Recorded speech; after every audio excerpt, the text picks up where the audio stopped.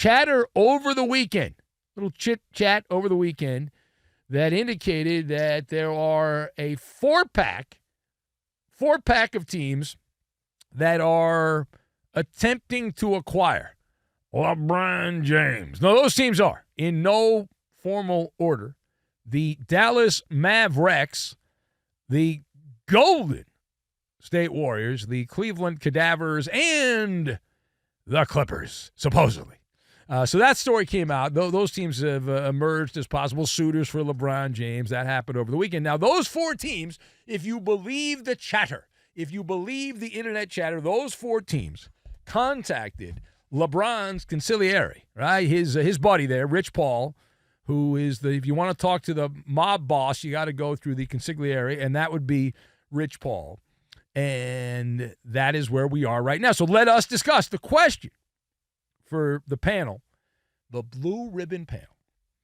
Where are you at on the fearsome foursome pursuing LeBron James? All right, so I've got Vintage Cookie Jar, Dalai Lama, and Philadelphia Original. And we will combine all of these things together, and we are going to make the gabagool. We're going to make the gabagool for our friend in Florida. So number one. I said number one. Number one. That's right, yes. Now, we provide a skeptical eye for the regular guy. Now, I even have bifocals on, so I have extra skepticism is what I have on here. But this is not the LeBron sweepstakes. It was presented as the LeBron sweepstakes. I don't buy that narrative. I'm not going there. It's more like the LeBron flea market. Now, you can find a nice thing every now and again at the flea market, and that's what this is. It's the LeBron James flea market, and it's like, what's going on there? What's on the table at the flea market? You're like, do I want that? It kind of fade a little bit. I'm not sure about that. And it was, well, this is not the shiny new toy. We're not auctioning off the shiny new toy. This is LeBron James at this point is a vintage cookie jar. It's cracked a little bit, faded. Now, it still has some value. There's still some value there. And if you squint hard enough at the vintage cookie jar and you look at it and you ignore the fact that the cookies inside turn stale right around the time they got that little Mickey Mouse bubble ring that doesn't really count back at Disney World, like a nice little souvenir there. Yee, you get a ring. Whee! Not a real one. Not a real one, as we learned from the Oklahoma City Thunder guard. Not a real one. So LeBron James, the greatest player of his generation, not the greatest of all time, as he trails Michael Jordan and others. He's also crossed the Rubicon, he's in the dreaded 40s age range at this particular point, LeBron James. And so you put it all together. And while he still can put up numbers for you, and the kind of numbers that if you work over at ESPN, right, you think LeBron's like the Dalai Lama. You do. You treat him like the Dalai Lama and all that, and you can't wait to hear what he has to say about every effing thing. You got to get to the bottom of LeBron James. All right, so the impact is measured now more in a moments rather than months of greatness. There's individual moments on a given night. LeBron could put up some big numbers and all that stuff. But it's one of those buyer beware situations for anyone that does business with LeBron James. It is a buyer beware situation because that cookie jar, remember we told you LeBron is like the flea market vintage cookie jar. LeBron, it looks okay from a distance on a shelf. You're like, it's not that bad. I could buy that. It's a couple of bucks. I got to pay cash, no credit card. It's a couple bucks. And the lid's chipped again, though, a little bit, and you look at it, and the base is, you get a little closer, you see a little crack there on the base of it, and it really only opens when it wants to, and so that's not particularly great and all that stuff. And the four teams that are supposedly in on this, it's a nostalgia play. It would be a nostalgia play for LeBron, and that's what you're going for at this particular point. And you sell some stuff, you become in the conversation. You're always in the conversation. Now, LeBron's camp is trying really hard to control the narrative. They are working overtime to try to control the stories about LeBron, and they know how the offseason NBA world works, and so they're the experts on all that. So Rich Paul is the one feeding the pipeline. He's the one out there, and in our opinion, Rich Paul's the one that is the puppet master directing everything here in terms of media consumption on preferred destinations for LeBron James. Now, in order, home cooking with the cadavers, right? Go back to Ohio for a third time, win one more championship with the Cavaliers, fade to black, boom. Done, right? And, of course, that would be like LeBron going back to Cleveland for a third time. It's like they're the ex-girlfriend that keeps texting you, hey, you up at 3 in the morning or whatever? You're like, I don't know. But it's nostalgic to go back to Cleveland and do it again and all that stuff. It's also a bit delusional.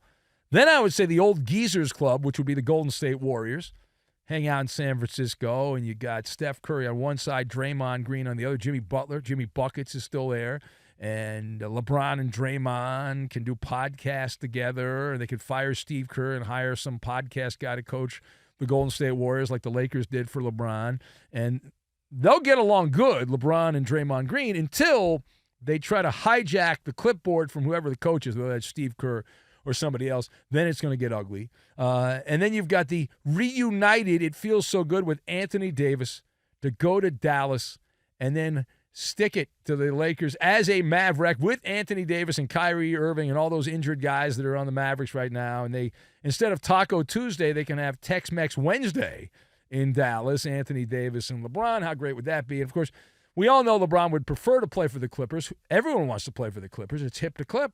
Who wouldn't want to play for the Clippers? But we're going to eliminate the Clippers, and here's why. All right, here's why we're going to eliminate the Clippers, because there's no way the Lakers are going to allow that to happen. There's zero chance. Like, the Clippers have a better owner. They have a better arena. They have a better fan base. Everyone knows that in town in L.A. They're not going to allow LeBron to go over there and embarrass the Lakers even more. So that's not going to happen, right? So Jeannie Buss, she's still supposedly in charge. Not going to do that, right? Not going to allow that to happen, to go over to Inglewood, in the hood in Inglewood, and play for the Clippers. So we'll eliminate them. Now, page 2. So we'll go to Vegas, the Summer League, which is going on over the weekend there, and LeBron was sitting courtside. You see this over the weekend? I glanced at it. There's LeBron sitting courtside watching his kid that sucks at basketball play for the Lakers Summer League team because he's a Nepo baby, and he won a sweepstakes raffle to get on the Lakers. So there's Bronny out there who sucks, but it's Make-A-Wish, so he's out there playing for the Lakers, and LeBron's watching him. They played the Pelicans, or a facsimile of the Pelicans in the Summer League. Now, ESPN invited LeBron James. They invited LeBron. You see this? They invited LeBron on air to address the speculation, which has been running rampant about where LeBron's going to go. Is he upset with this person, that person, the other person?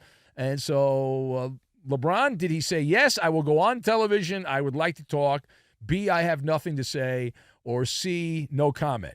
LeBron said, quote, if you picked B, you win. He said, quote, I ain't got nothing to talk about. He must have learned that in high school in Akron. I ain't got nothing to talk about. So question, why did LeBron James refuse the opportunity, the platform, to speak about his situation while in attendance at the Las Vegas Summer League? He had a sullen look on his face, bad body language from LeBron as he was sitting courtside there in Vegas. So the answer is by saying nothing, by LeBron saying nothing and passing up the opportunity, LeBron gave a masterclass, and I'm in control 101, by not saying anything. He could have popped on television. It's true.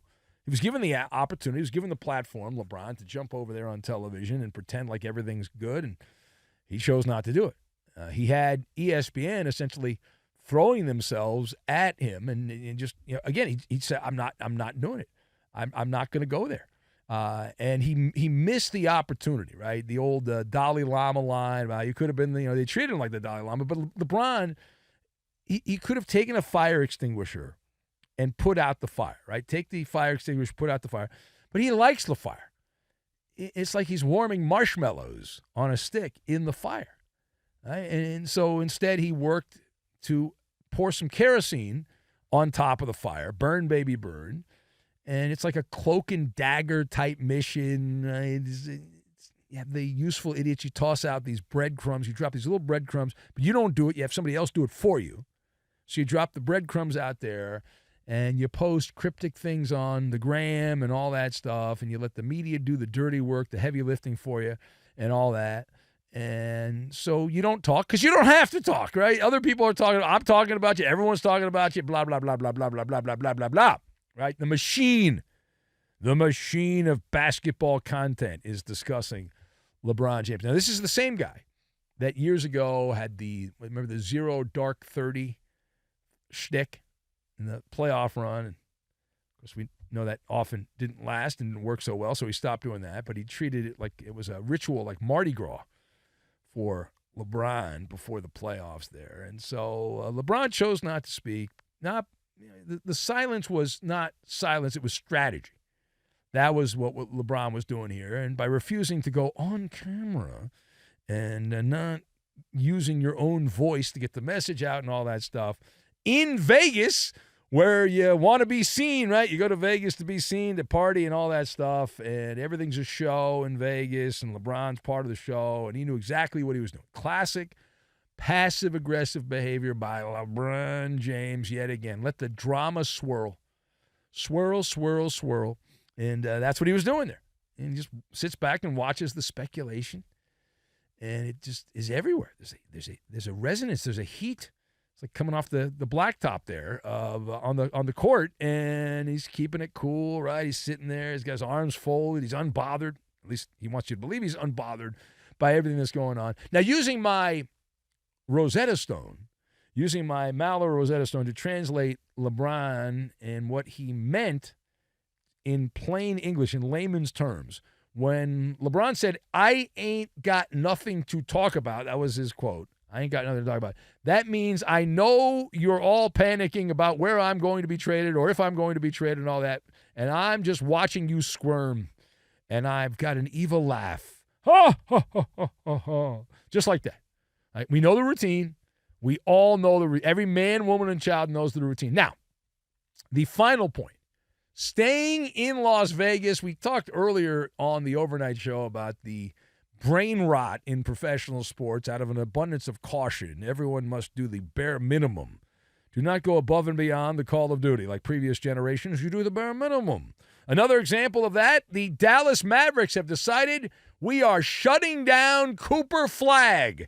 The flag is down. Yes, Cooper Flagg for the remainder of the NBA Summer League. Ixnay on the Flag A, as he has been shut down, will not be playing. He only played 2 games, 2. That's it. So how do you react to the number 1 overall pick in the NBA draft, only playing 2 games and being shut down? So I give this one the old shoulder shrug. I shrug my shoulders at this. It's a sign, yet again, much like we talked earlier, a sign of the times in professional sports, and this infestation is everywhere. And 2 games, that's it. 2 games, 1 suckbag game and then 1 that was okay, and a couple of glorified scrimmages in Vegas in July, and that Vegas heat. And that's all she wrote. That's all she wrote for Cooper Flagg, the Mavericks' new teenage sensation of Maverick Nation. They put him back into bubble wrap, and they put him into storage. That's it. That's all. And they've treated him like some kind of high-end vase they don't want to break. And they'll put that away in the garage, and they'll take that out when we get back to the regular season. So the Mavericks, in their infinite wisdom, also known as paranoia, the Mavericks are shutting down Cooper Flagg for the rest of the Summer League. Not because he's hurt, by the way. Not because he's hurt. Not because he asked out saying, I can't handle this. I can't do it. No. They're just being cautious out of an abundance of caution. They're being careful.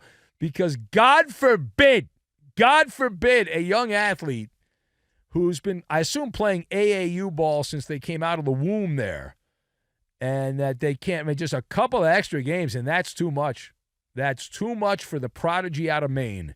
Cannot do it. Cooper Flagg, right? Got to shut him down. Shut him down right now, right? I mean, that's where we are. That is exactly where we are right now. Just like the baseball players trying to skip the All-Star game because, oh, man, I need my rest and relaxation and recovery. I need all of that. So now the NBA is not just soft.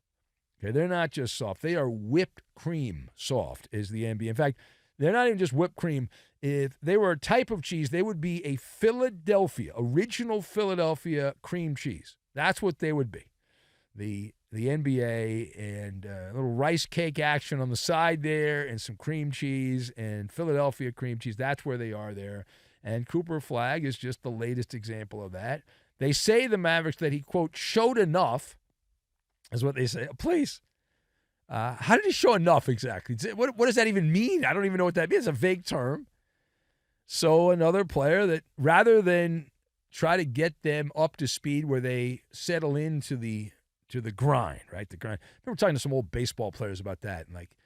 And baseball people will complain. In the baseball, I know we're crossing the streams here, crossing the sports, but pitchers are soft in baseball because they've been trained to be soft. Well, basketball players, here's an opportunity with Cooper Flagg to be like, you're not going to be like all the rest. We're going to train you to not run from the grind like these other NBA stars, and we're going to train you to run towards the grind and not away from it. But instead, the Mavericks have the opportunity, and whiff, so wing bada.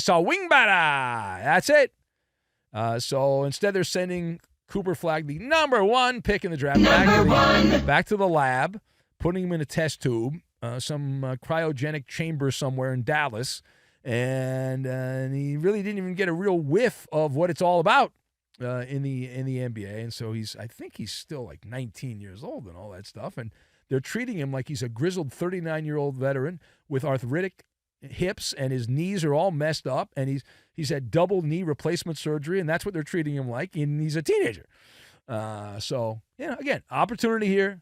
Am I crazy to toughen this guy up? And no. It's straight Pampers, baby. It's Pampers all the way is what it is for Cooper Flagg. And right from the draft, you get the therapy dog out, the whole thing.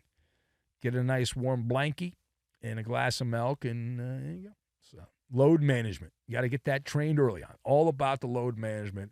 But it's even more of that. It's like fear disguised as some kind of science. And that old phrase, we learned that in 2020 during the pandemic. You can get away with almost anything if you say out of an abundance of caution. You can convince people to do almost anything, and they'll do it, and people can't question it, and you just have to go with it, and you just can't question it. So this is where we are with the NBA and Cooper Flagg. It's out of an abundance of caution, please. So another opportunity could have developed, didn't develop, and now they're treating Cooper Flagg like he's in a museum somewhere, and you don't want to get too violent and have activity on the court and all that stuff. So we'll just make sure no dust gets on him.